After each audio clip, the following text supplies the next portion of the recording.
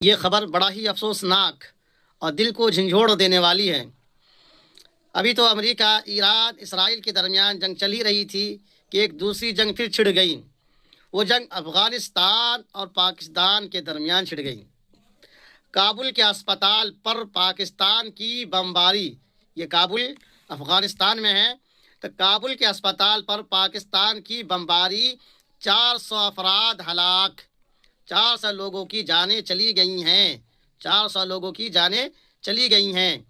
پاکستان نے الزامات مسترد کر دیے۔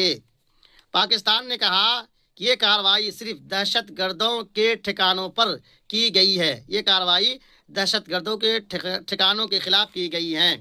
پاکستان کا یہ کہنا ہے یہ جو بمباری ہوئی ہے صرف اور صرف دہشت گردوں کے ٹھکانے پر اور اس کے علاقے میں کی گئی ہے، نہ کہ عام لوگوں کے گھروں پر۔ بہرحال 400 انسان ہلاک کیے گئے ہیں، جو خبر چھپی ہے آج کے اخبار میں۔